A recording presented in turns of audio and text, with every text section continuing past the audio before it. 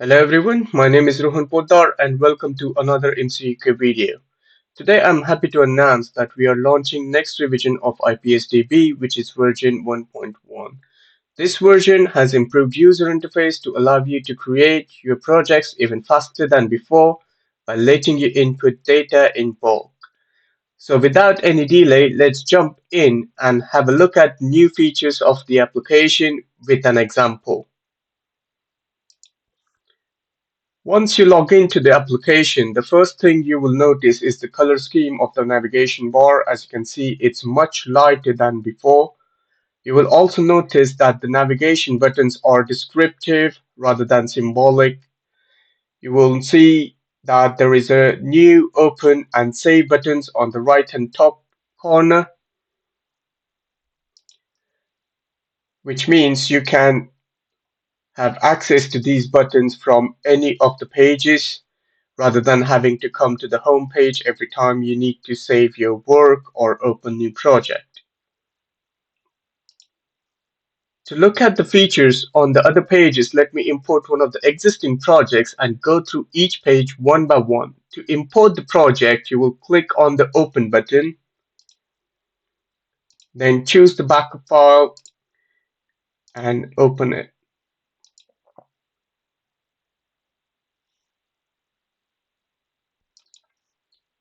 Okay, so our project is now open, so let's go to the items page. The first thing you will notice is that you have edit and delete button alongside information button next to each of the items. This will let you edit the item very easily, and also if you need to delete it, you can delete them if you want. For hysteresis control, root, and the sequences, you will see there is a configuration button which you can click and it will take you to the configuration page of that particular item. We will get to each of the configuration page one by one later.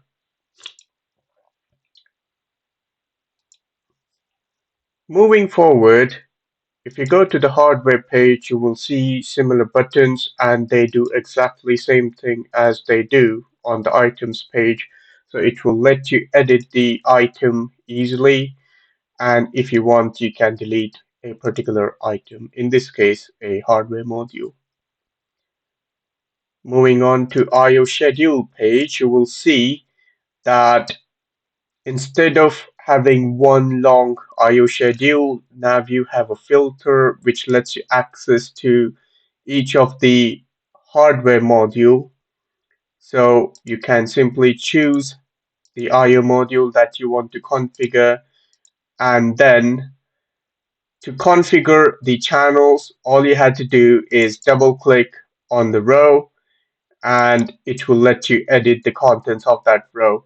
As you can see, there is a save, cancel, and delete button available for each of the row.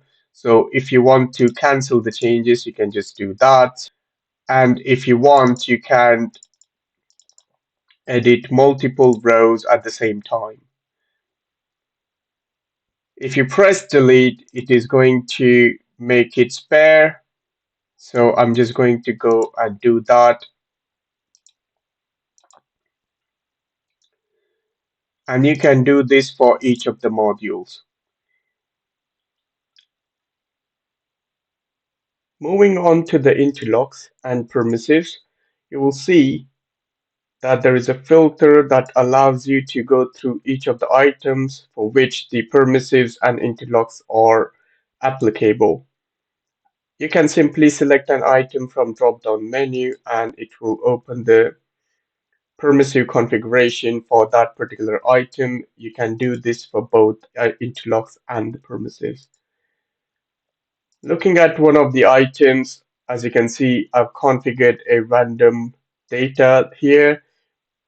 To add an interlock, just double click and then simply add an interlock, and then you can save it or cancel it. Saving the interlock will save the new information. You can delete it and it will make it spare. You can edit multiple of them at the same time.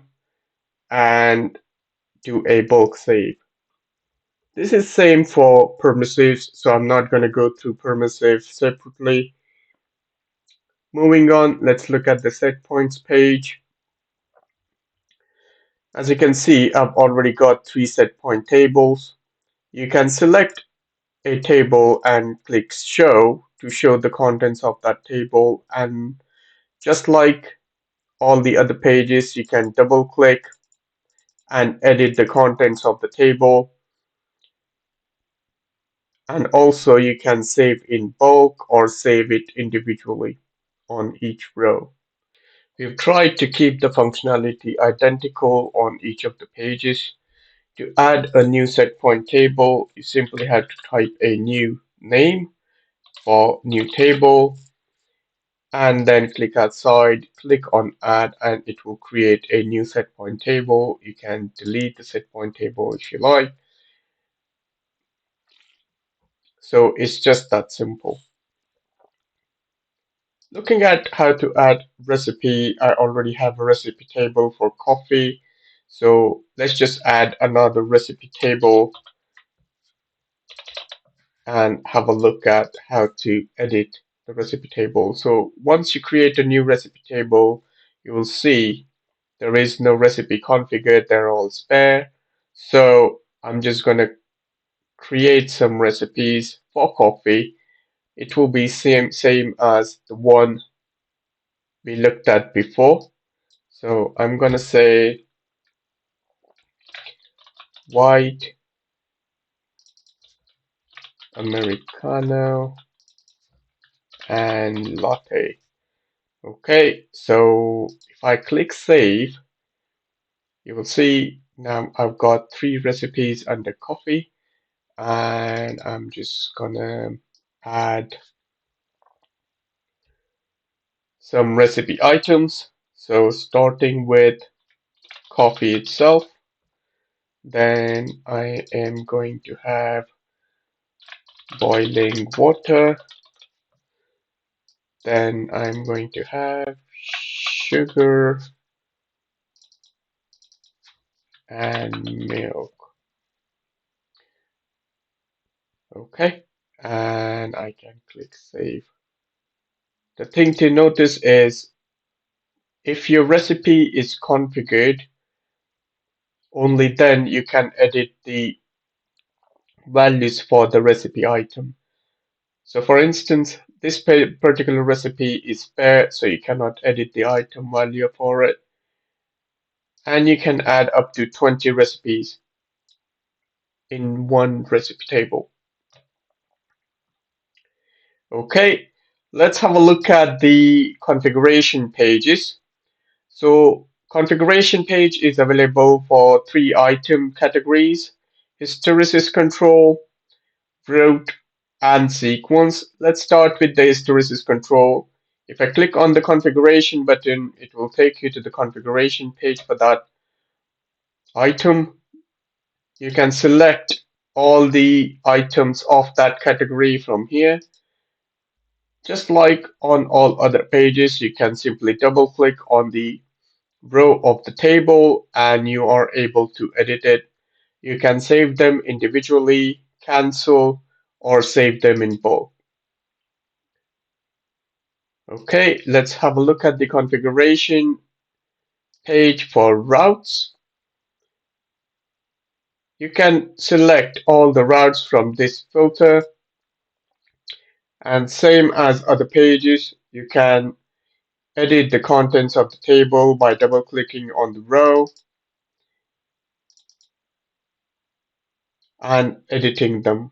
You can save them individually, cancel them, or save them in bulk.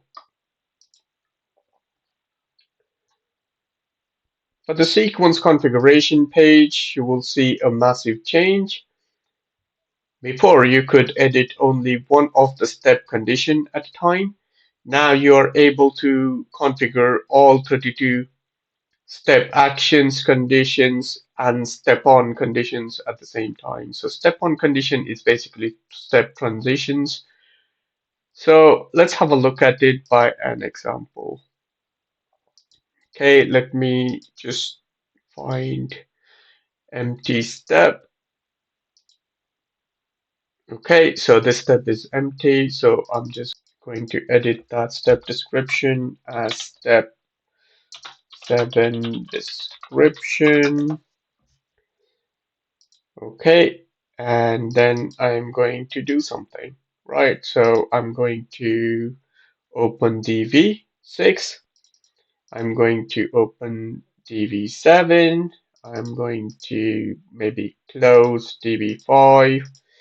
And basically, I want to ensure that that has happened. So DV6 is opened, DV7 is opened, and DV5 is closed. I'm going to add the descriptions quickly.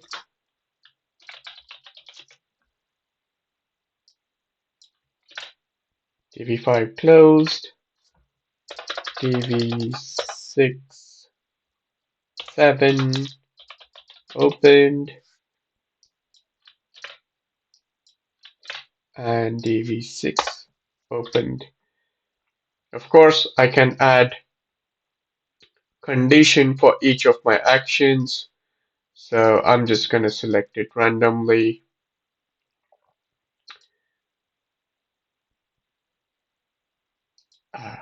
Let's just select that.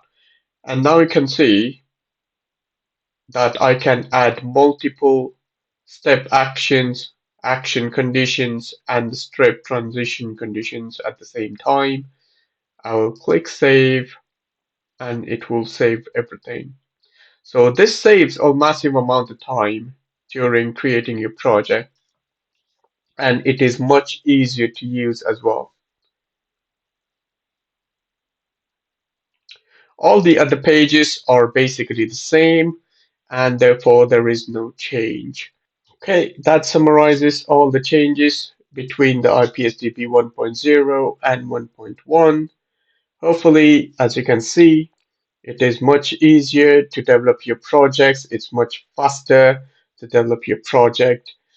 Hopefully, you will register to the application and enjoy using it. That concludes this video. See you next time. Thank you.